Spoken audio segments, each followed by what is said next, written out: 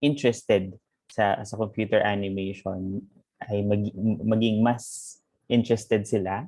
Yung mga students ay sana meron kahit konting knowledge na maidagdag na makakatulong sa inyo pag sa journey ninyo as you learn computer animation. And for those who are professionals as well, I hope I'm able to add some knowledge as well. Okay, so for this morning, I'll be talking about trends, opportunities, and the readiness of the Philippines in terms of computer animation. But of course, bago tayo pumunta doon sa main chunk ng topic or yung mga topics na yon, ay of course we need to understand first the history of animation. So I know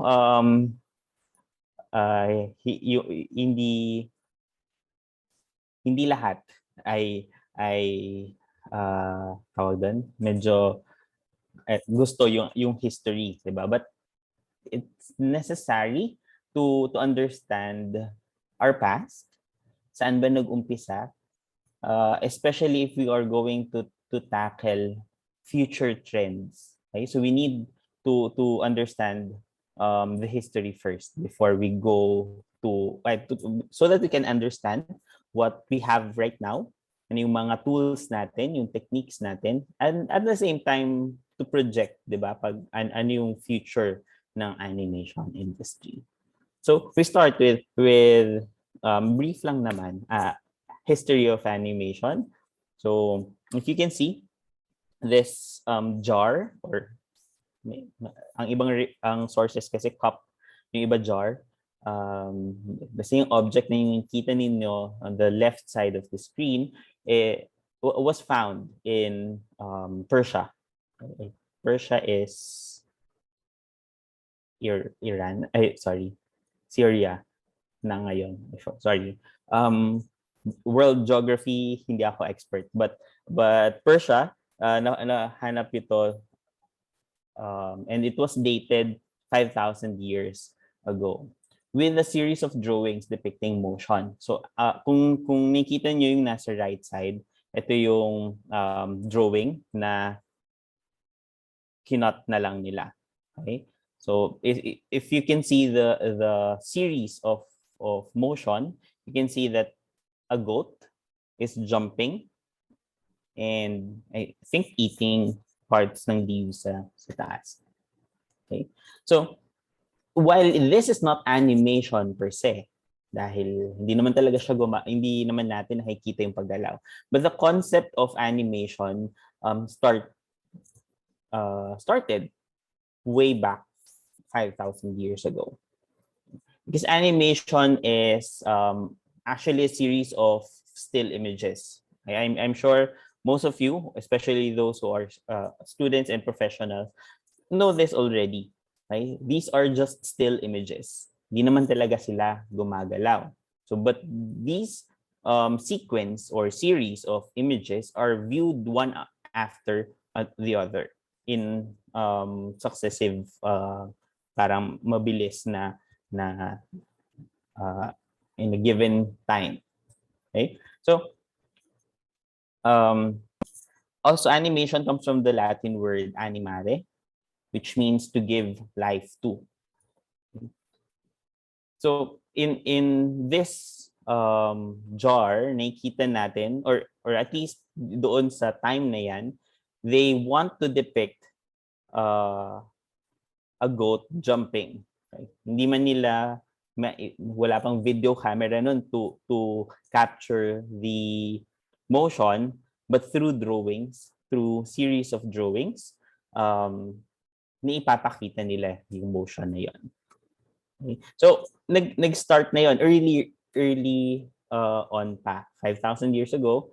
Nasa isip na ng mga tao noon ang pagbigay ng movement, okay? or to give life to right? So it says to give animary comes from the word animare means to give life to, and this creates an illusion of movement, thus giving life to a still object.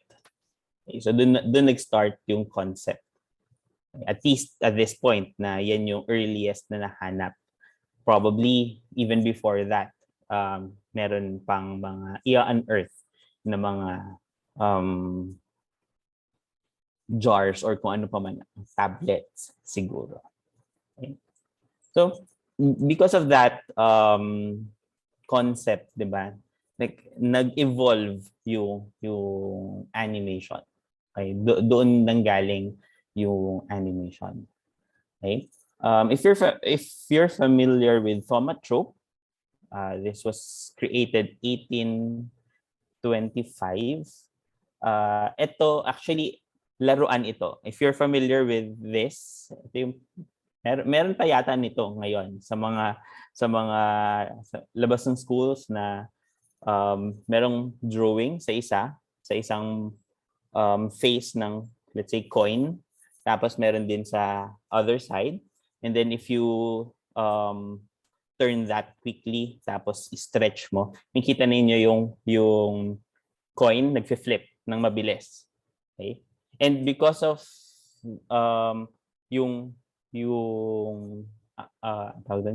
dahil mabilis yung pag-flip nun, nare-retain yung images ng both sides. And we can see that this bird ay nasa loob ng cage. The concept behind that is persistence of vision.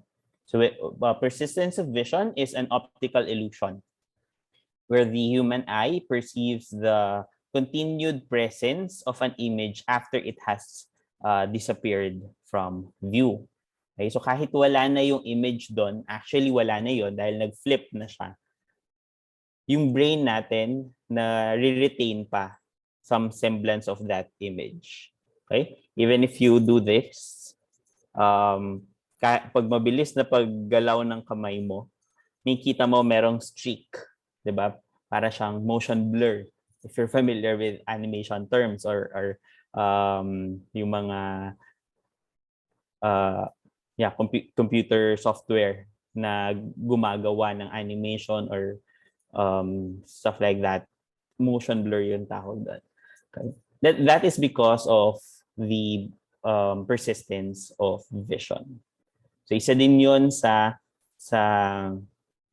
nagiging parang basehan ng animation. So dito, wala pa talaga siyang movement. Although yung sa jar, makita natin yung movement ng goat, yung pagtalon niya. Dito, ang nakikita lang natin yung pag-merge ng two still images into one because of the persistence of vision. Yan. Actually, ito din, it's some limitation ng brain natin to comprehend yung yung kung gaano kabilis nag-change yung mga images in front of us. Dahil hindi agad nagre-register yung next image. So nakikita natin yung blur, yung motion blur. But because of that limitation of our brain, we are able to enjoy animation or even actually film, because actually films are still images as well. Ano din yon, mga images lang din yon, played in a successive parang pictures lang naman siya in a successive motion. Okay, so movement. So yan, because of that, because of persistence of vision, we are able to appreciate and to enjoy films and animation. Okay. We also have zoetrope. This is a toy na kung saan kung nakikita niyo yung picture dyan, may pabilog siya, tapos may strips of paper. So on the right side ng screen, makikita nyo different strips yan na may different motion. Okay. So ang gagawin dyan, lalagay nyo sa loob, as you can see in the left side, and then you spin that. It's a toy actually, but it depicts motion. I have here one. Sa department, meron kami. I'm not sure if you can see it properly. But kasi actually hindi ko nakikita yung sarili ko ngayon. So hindi ko nakikita kung nakikita niyo to. But maybe later if I remove my screen, yung pag screen share, I can demonstrate this again. But actually these are just strips of paper. Okay, so I think kung sa mga intro to animation, you can have an exercise like this. So you draw some series of images. If for this example, this is a bird flying. So nagpa-flap yung wings. And then lalagay nyo lang siya dito.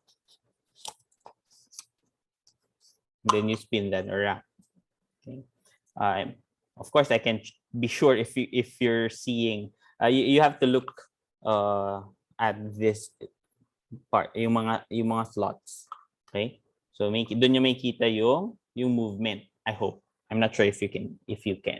But if you can't, maybe you can search sa internet ng mga GIFs or videos where you can see actually yung pag-move or yung pag-animate na. This is being sold as a toy. Kasali doon yung different strips of paper na may animation. But if you are an animation student or a professional, you can create your own animated clip using this. So dito, we're not yet talking about computer animation. We're just discussing animation history. Okay. But of course, you can do that in a computer as well. Okay. So as you can see, the animation is evolving from a jar to a toy. Before yung thaumatrope is a toy, a zoetrope is also a toy na nagde-depict ng series of images. There are still others like praskinoscope, phenakistoscope, and you can search these online. Okay, there are different toys or tools to see animation. But of course, we're limited naman sa oras, so we'll just tackle yung sa zoetrope. But you can search these online. Okay. But for the actual animation in a full feature, full movie, the first one was Snow White and the Seven Dwarfs. That was shown 1937. Okay, so this was the first full-length animation by Walt Disney. I'm not sure if you have seen this. Probably you've seen a newer version of this one. But if you can, if you have an access to this, it might be good to watch this one so that you'll have an understanding siguro, or at least makita ninyo yung difference. Ano na ba yung technology ngayon? Ano yung technology before?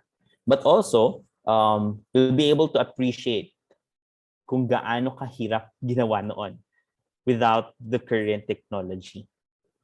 Okay? We'll discuss that later. Now, si Walt Disney, yung first na nag-feature ng isang full-length. And sila din ang nag-publish ng 12 Principles of Animation, which until now, we are using. we are basing our animations from. So dito natin chine-check kung okay ba yung animation na ginagawa ko. Do I need to have a certain scene parang mas exaggerated or something? Dito natin na-check kung gaano ka-effective ang isang animation. Okay? We won't discuss all of these. I'm sure you can just search and or through your classes siguro sa if you are studying animation, probably you're able to tackle this one. Okay? So, isali na dito yung anticipation and follow through. These are important aspects in animation na dapat kapag mag-animate kayo ay i-consider niyo. It doesn't necessarily mean that you have to apply all of these 12 principles at once. Okay, sa isang scene, hindi pwedeng lahat yon. But these are considerations to check, okay, kailangan ko pa ba ng more exaggeration dito sa part na to or hindi na. Okay? So, check these out and this will help you improve in your animation, your animated scenes. Okay? Now, we go now to computer animation. Computer animation started, or at least the first one, first film na nag-feature ng computer animated scene. It's not an entire, hindi siya full length, pero part ng full length ay ng feature film ay computer animated scenes. So the first one was Vertigo in 1958. So the computer animated scene here, ito yung kung nakikita niyo sa mata ng dito sa right side, yung nagsuswirl na yan, those are CG or computer graphics. Okay. So before sorry, hindi yata to naka but you can check this. Search nyo lang yung Vertigo animation scene. Nakikita nyo na rin naman yan. Umiikot lang yan and it changes into some sort of, kung nakikita nyo yung nasa left side, parang ganyan. These are lines, curves na nag-rotate. Okay. So, yung ginamit dito ay nag-experiment kasi sila. So they want to create a line. Paano ba create ng line using computers, curves, and then of course, ang difference ng handheld ay kung traditional na magdo-drawing ka ng line, there's a chance na hindi straight line, right? But because of computers, mas accurate sila. Okay. But I would like to emphasize this because this is important, especially if you will be studying computer animation. Okay? Kinuha ko lang yung isang sentence from the reference. Okay? So using mathematics to control the device in more specific ways, they had the ability to produce precise lines and shapes. Okay? So, if you are studying computer animation, it is inevitable that you will be studying math. Okay, so I'm sorry to say that. Baka may mga mag-leave. Joke lang. Math is very important in computer animation because everything we see in our computers are para basically galing yun sa math. Okay? And when we create these lines, or at least dito sa Vertigo, yung lines na yan, hindi naman yan idodrawing pa isa-isa. Those were computed. those were done mathematically. Okay, but do not be afraid of math. I think before niisip ko din yon, right? Like, bakit ba kailangan ng math? Bakit ko kaya kailangan ng math? Saan ko ba magagamit yung Pythagorean theorem, 'di ba? Sa everyday life ko, hindi naman yata ako magko-compute ng sine, cosine, tangent, right? I'm sure most of my students are thinking about that. But if you are studying computer animation, especially if you're into three-dimensional animation, meron dito magdi-discuss kayo syempre naman different shapes, right? Merong mga parts doon na kailangan yung i-recreate or i-model ninyo. And these things are based on geometry. And if you have a working knowledge, you don't need to memorize the formulas. But if you know, or at least have a basic knowledge of math, then it becomes easier. Okay, so yun lang. I'm sure yung mga students na nandito na ayaw ng math ay baka matakot.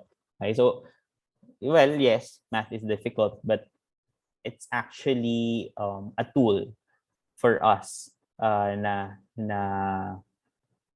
mas mag-bloom yung animation, yung computer animation industry. We need that. Okay? So just keep an open mind. You don't have to be very good at it. Hindi mo kailangan ma-perfect yung lahat ng trigo at geometry exams ninyo. But you need to have an open mind about that. Okay?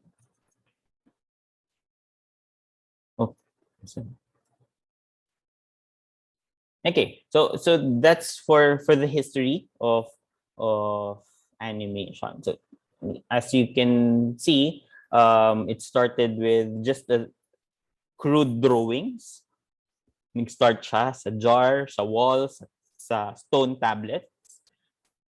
Nakarating siya sa mga paper. Nag-start din siya sa sequences lang. And then naging full length siya. Then afterwards, computers were introduced to create a different medium ng animation. So now we have, I think this is easy naman for those who are in this webinar. I'm sure that you know the difference between 2D and 3D animation. So when we talk about 2D, and when we say 2D, it's two-dimensional, and 3D is three-dimensional images. Balik tayo sa math, two-dimensional.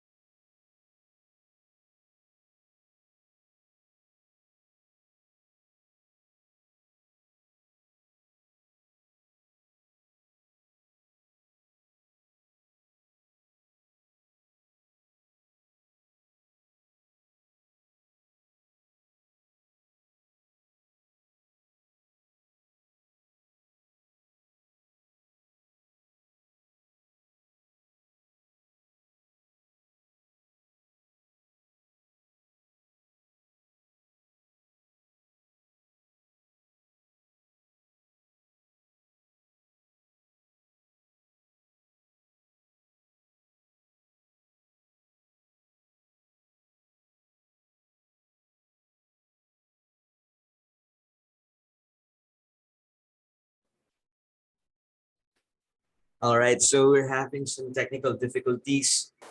Kay Sir, yan, kay Sir Hi.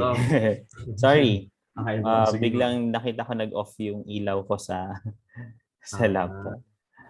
so, Sige. ayun, nag-chat sila eh. May mga participants tayo, sir, na nag-chat sila na nag-stop. Sige, saan So, ba ako, ano ba yung last na nabanggit ko before? sa 3D and 2D animation. So, Ah, from Frozen to Mario Kart dati. Cartoonish.